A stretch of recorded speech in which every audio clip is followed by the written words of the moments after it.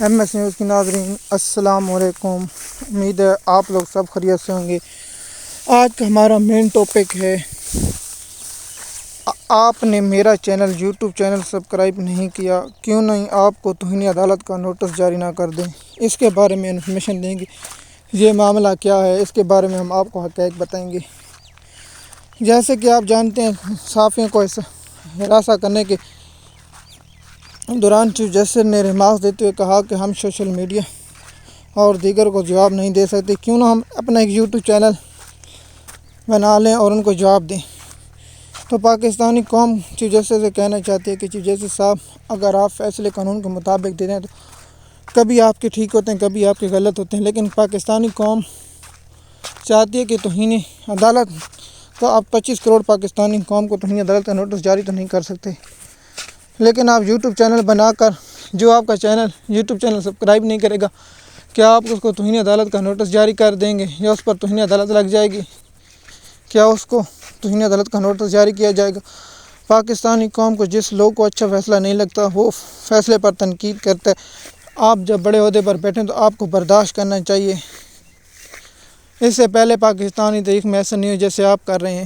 کیا chief justice اپنے خود کے پیسے سے چیف جسٹس بنے ہوئے؟ پاکستانی قوم ٹیکس دیتی ہے، اس ٹیکس کے پیسے سے آپ کو تنخواہ ملتے ہے۔ پاکستانی قوم چاہے جس فیصلے پر چاہے تنقید کر سکتی ہے، آپ کو اچھا لگے یا برا لگے، لیکن آپ کو تو کچھ فرصت ہی نہیں، لیکن آپ تو میڈیا دیکھتے نہیں۔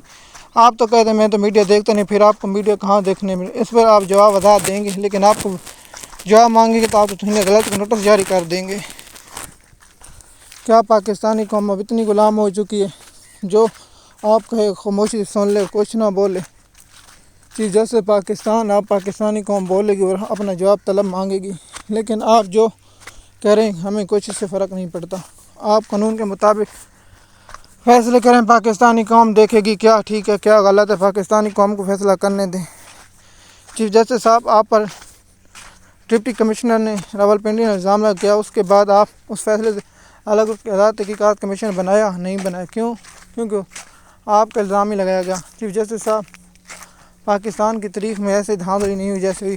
میں نے خود نون لیگ کے رہنما جاوید لطیف اور دیگر رہنما ٹی وی شو میں باتیں کر رہے ہیں جو کھلے عام کہہ رہے ہیں کہ ہم حکومت نہیں کریں، ہمیں حکومت بٹھائے گا۔ کیا اس پر آپ کو کچھ، کیا کون سینیٹر لے کس عوام نے آپ کا صرف کہا ہم نے 8 الیکشن کرا دیے؟